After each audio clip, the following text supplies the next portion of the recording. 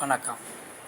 அனைத்து உறவுகளுக்கும் எனது இனிய தீபாவளி வாழ்த்துக்களை தெரிவித்துக் கொள்கிறேன். உங்களோடு ஒரு சிறு சோதிட குறிப்பை பகிர்ந்து கொள்ள வருகிறேன். சோதிடத்தினுடைய தந்தை பரகாசுரமணி பகவானை வணங்கி, அனைத்து ஜோதிட மனிதனை வணங்கி அந்த குறிப்பை பகிர்ந்து கொள்ள வருகிறேன். கேது பகவான் எந்த கிரகத்தோடு சேர்ந்திருந்தாலும் அந்த கிரகத்தினுடைய காரகத்தன்மையை பாதிப்படை செய்வார்.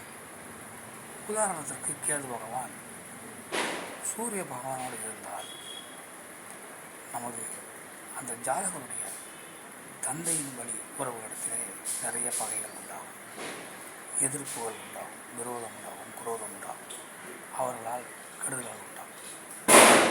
அதேபோல் சந்திரனோடு கேதுபகவான் சேர்ந்திருந்தால் அந்த ஜாதகர் மனநிலை அதிகமாக பாதிக்கப்படும். ஒரு நிலையான மனநிலையோடு அந்த ஜாதகர் இருக்க மாட்டார். ஒரு நேரத்துக்கு ஒன்றை பேசுவார். அதே கேது பகவான் செவ்வாய் பகவானோடு இணைந்திருந்தால் இளைய சகோதர சகோதரியோடு பிரச்சனைகள், மனக்கசப்பு, சண்டை சச்சரவு போன்றவை உண்டாகும்.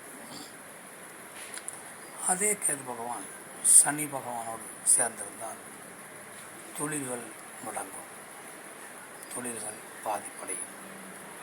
இந்த கேது பகவானும் சனி பகவானும் சேர்ந்து துலாம் ராசியில், அதாவது துலாம் ராசி என்பது சனி பகவான் உச்சமடையக்கூடிய அந்த வீட்டில் இருவரும் சேர்ந்திருந்தால்